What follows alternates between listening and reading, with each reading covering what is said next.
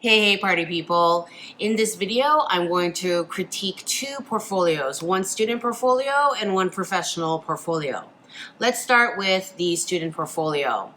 The student portfolio was submitted by a person named Liv, and this is their portfolio for a school to get accepted into a design program. And my critique is not going to determine whether or not she gets accepted into this program, but she did want to know my thoughts on her work. Liv did send me the list of requirements for her portfolio, so I am also critiquing based on how well she fulfilled the requirements the school sent. Because working designers, we're all about can you fulfill the design brief? And that's any field, fashion, graphics, all of them. Number one on the list of requirements is her CV and earlier work. I'm gonna skip the CV. I'm not gonna show it either because it has some of her personal information. Just be aware that every country has their own rules. My only piece of general advice is if you are going to study abroad or if you're going to try to get a job in a different country, look up the resume requirements for that country. For example, some countries require a headshot with your resume. US companies typically do not. So look into that kind of thing. So here's Liv's page 2. They asked for her earlier work. And look, this mood board, it's so pretty. I love this combination of colors and textures so much. And I just get this, it's so yummy. I just love looking at it. Her color story follows her mood board, but I wish she had incorporated some of this beautiful rich brown, which really brings her mood board to life. It really kind of pumps up that green. In comparison, her materials are not as exciting because they're all flat fabrics. She only has color swatches, but lawn and twill, they're both pretty flat, not much texture at all. And I got really excited for some textures in this mood board here. She has a little collection. She shows that she can sew and put garments together, which is an excellent strong suit to showcase. Second piece of older work is a prom dress commission. And my whole thing is the format is a bit messy. I wish the photographs were a lot cleaner. You don't need a professional photographer. I see a lot of portfolios and I see people try to include photos of their work, and I love that. That is definitely a great thing. But take the time to take good photos, whether they're on a dress form or you get someone to model for you. Just the basics, clean lighting, daylight works the best. So you don't need any fancy lights or anything like that. And be in focus. I see a lot of fuzzy photos, and this channel has been entirely shot. Every single video, thumbnail, photograph, Instagram pic has been shot by my iPhones. So you don't need a fancy camera, you don't need fancy lights. You do need to be in focus, you need clean lighting, and you need your photos to be dead on. Not this weird angle where the head looks really big, or like looking up so the feet are really big and the head looks like, no weird angles, just really clean photos of your work. So I wish this had that. And the format would have been easier to follow if she had gone like left to right. We started with sketches, we moved on to colors, and et cetera, et cetera. This is just composition in general. Readability in general. Number 2 in the requirements list was create a collection with 7 outfits answering the question, what do you think will be important within clothing in the future, and in what direction will fashion develop? Liv has a text response here, and she talks about sustainability, using recycled eco-friendly materials, making timeless, versatile pieces and durable materials, better production methods, longevity, and quality. I love that answer. I think that fashion is going there, and if it's not, it really should go there. I think one of Liv's strengths is definitely putting together mood board images. This cluster of images is really beautiful. The ravens are a little bit random, and then she kind of loses me over here. But look at these colors, how the colors work together, how the different textures work together. You're really giving me kind of an enticing, like, I want to look at what clothes come out of these images sort of feel. I love that. We have your color story, and I see that you tend to go for a really narrow color story and then some black. The previous one was a lot of greens and then some black. And this one is a lot of these creamy rose beigey tones and some black. So consider breaking out of your comfort zone every once in a while in a future collection. I know at this stage you probably don't know a whole lot about fabrics. I know before I went to fashion school, I didn't know a whole lot about fabrics. But do try to incorporate fabrics that aren't all flat, because you have all of these more simple, straightforward silhouettes. And I think that you can bring some design interests to these simple shapes with the introduction of a more varied color story and or texture. This is the design development page. You have a fabric sample here, but I don't see it in your sketches or your flats. So I don't know how that relates. Also, when you have a picture of a sample, I think that you had to submit this digitally, so you couldn't have a piece of fabric on your thing. So that's fine. But maybe include something for scale so that people can get an idea as to how it would work on the body. Maybe a ruler, a measuring tape next to it, something to show scale. I do like these flats. Liv had mentioned that this was her first time doing flats in Illustrator, which I find impressive for the first go. I love that they have put in darts and seams and gathers and really tried to show how these garments will be constructed. And yeah, I could be really nitpicky and be like, Liv, darts are too short and these seams are weird and this one is slightly, no, okay? We are still looking at it in terms of this student, she has had some schooling, but she is applying to go and study, okay? So we always have to make sure that we're looking at it in terms of where the student is in their own education. Overall, the collection fits what you set out in the beginning: natural fibers, timeless versatile pieces, colors that work for every season. So yeah, it's pretty good. You set out the brief, answering the question, and then you followed your own brief. Number 3, according to the requirements list, pick a material and explore how it can be shaped, transformed, etc., and how it can create awareness for the people wearing it and viewing it. 10 pictures plus write out your reasoning.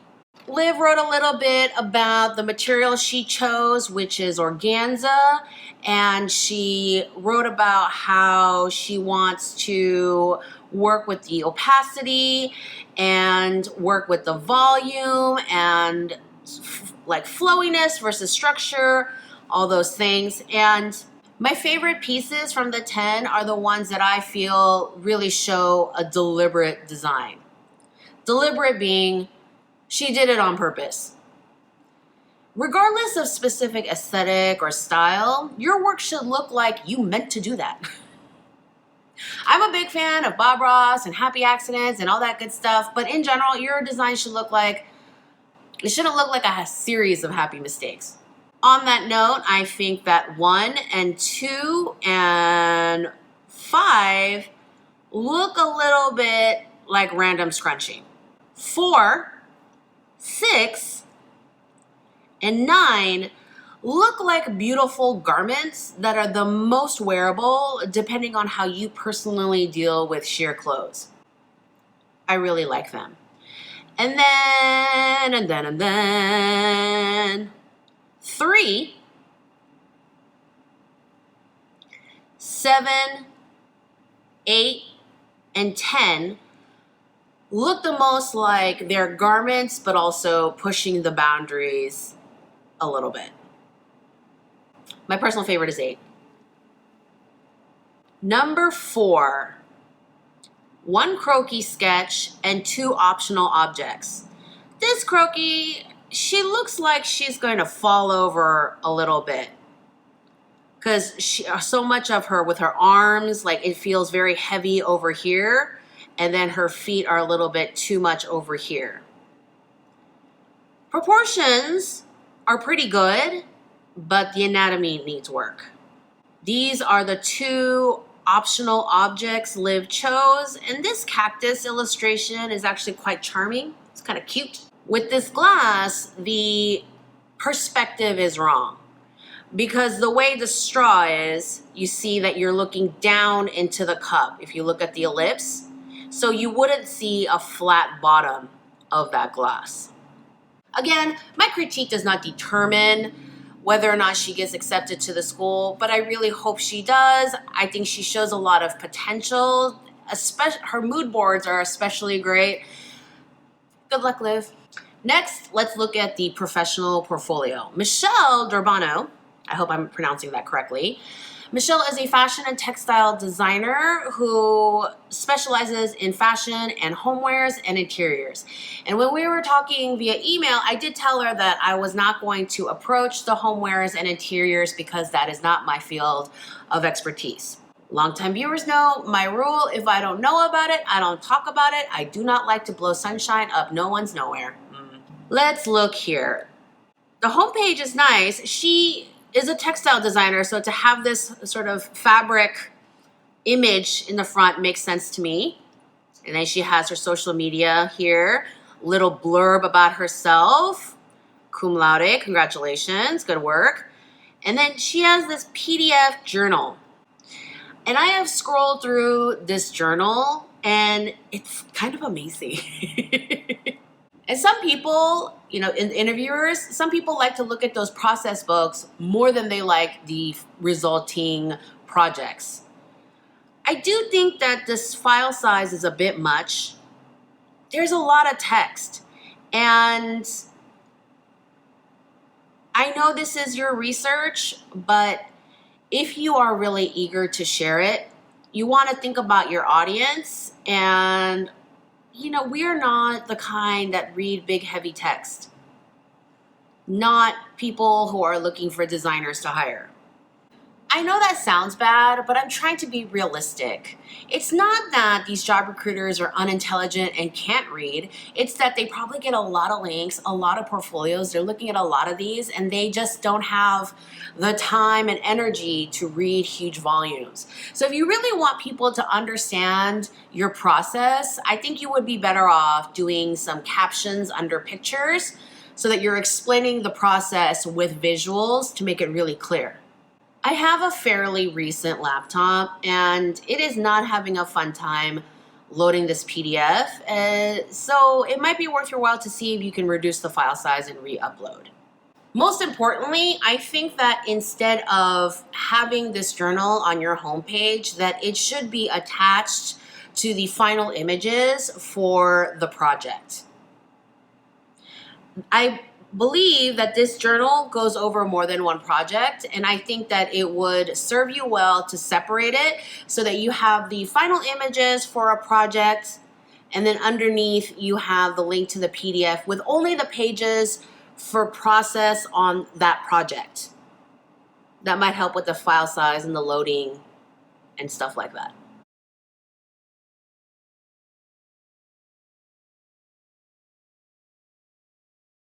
I'm getting all warm thinking about Michelle's work because it's beautiful. It's so beautiful. It's so I will drop a link to her website in my description box below, and y'all should go look at it and just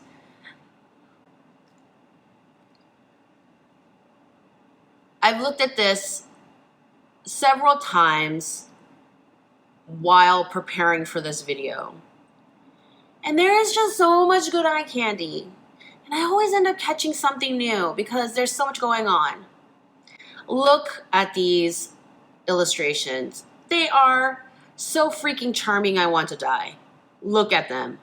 Look at them. I love it. This is such a great example of how something can be very stylized and yet really clearly communicate the design to us. It's really obvious what's happening with the clothes, but it is a very stylized look. I love it.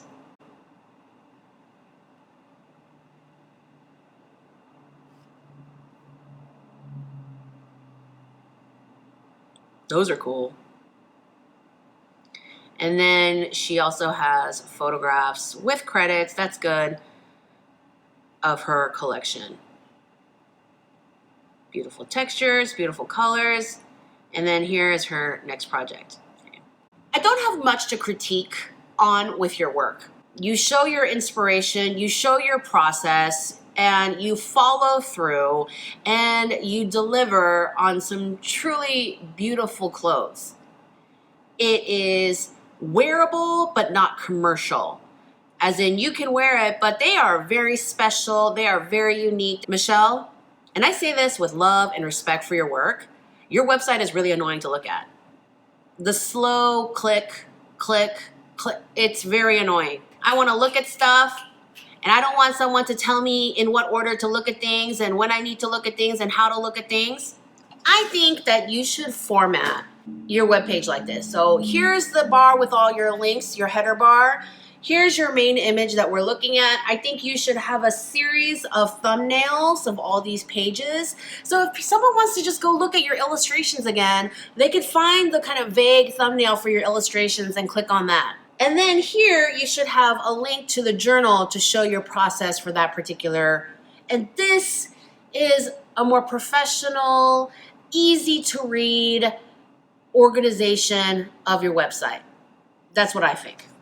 And then you should have it set up like this for all of your projects instead of having them all stacked behind each other. So here's your sketches and illustrations. Here are your botanicals. And these are too big, in my opinion. I think that you should be able to see the entire image in one scroll. You shouldn't have to scroll to see, like this is a good size. You see the entire image on the screen at one time. Beautiful work though. Miscellaneous. I don't think you need this miscellaneous stuff. Your work is on another level. When I look at your finished projects, I'm like, wow, hire her right now. But these do not add to that elevated level, that elevated design eye that you showed in your projects. More sketches, and I also believe that these do not add anything. They do not bolster your reputation as a great designer. So this is older work. I love this. The format is nice. You can see each textile. Works for me. You have some cool work here, but again, they should be sized like this so you can see the whole image in one go.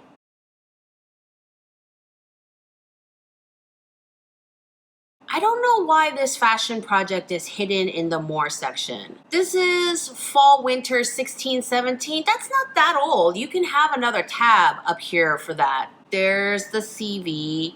I would recommend that you have it on the website and not just as a downloadable doc. Press, perfect. Show off what you've done. And contact. And you might think it's nitpicking at this point, but I don't like this going back and forth, all caps and then not all caps. It's just another thing that adds to the inconsistency and disorganization of the website.